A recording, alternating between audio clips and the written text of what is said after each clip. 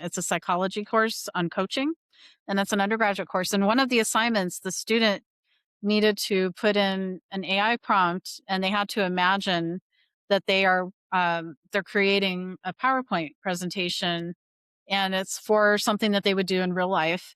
And so they had to either take the prompt that was in the instructions in the assignment or something similar, put it into the AI tool. And I noticed some errors in the way it was worded. So I gave some suggestions, and it repeated itself in the instructions. As I said, use an GSU approved AI generated tool. And then it said use the, and I'm like, so, okay, so we're saying use twice. So that was like, that didn't sound right. But not only that, but at the end of that prompt, it said for them to generate 3 to 5 peer reviewed resources using the AI tool. And I'm like, I don't think it's going to do a good job of that. It's going to give fake sources. So I was like, I don't know if we should be asking students to do that using AI. So Yeah, I put my concerns in there on that yeah, one. yeah. That I would fully support that, because another thing it does, that if you're asking for sources, is because of the training database, it tends to give older sources, so it doesn't usually give more recent Right. ones. It also likes to recommend books because books, there's a book review in the training database, and it has a little more statistical probability, right? So it tends to recommend those, which in my classes under 4 weeks, if a student puts 4 books they're reading it for references, that's not very reasonable in a 4 week course. You're going to read full 4 books, right? What you're doing is just mining from the book review to support some kind of position, which is not what we're trying to achieve here, right? So again, there's things when you start seeing these, you start recognizing some of these things, and you can immediately spot. And again, it's not like I call out the student and it's a teaching moment. It's, hey, let's talk about your sources. How did you get them?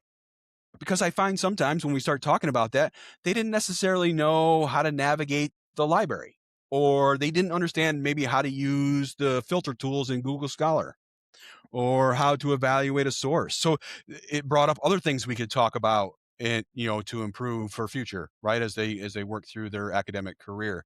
Or even, like, I find all the time the students don't know the great librarians that work at the school, and all you have to do is pull them on chat, and they're fantastic.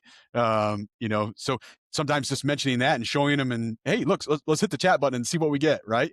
And they get to talk to a librarian, an expert, and help them navigate the library. So again, it's a teaching moment. But we have to, when you're in that instructor or teacher or facilitator role, you have to be able to recognize those things and kind of, like, call them out. Again, being transparent, right? If we were Right. completely transparent, it'd be easy to have that conversation. But now we're trying to figure out when they do it, and we know these AI detection tools are not great, right? So we have to be able to, find those things that we recognize and be able to have that conversation with the student. That's so true. And we don't want to accuse them right up front, right? We want to, like you said, you want to make it a teaching moment, and just kind of explore it and ask them, where did you get this, or how did you come across it, and not make it to where they feel like they're being uh reprimanded or in trouble, because then that ruins the experience for them moving forward. Right? So we want to be careful how we go about doing that. So I like the way you do that with your students. That's great. I love that. Yeah, and again, it helps. Like, again, we're working with people that we want them to be able to develop those skills of research, to understand theory, and then be able to apply that in practice, right? So there's, research skills, critical thinking, all that is absolutely important to develop. And sometimes just having that conversation helps develop that, or opens up the, like, oh, I didn't think about it that way, and right there's the learning moment, which is what all teachers look for, right? You're super excited when you see the light bulb go off. It's like, whew, that was the best thing ever.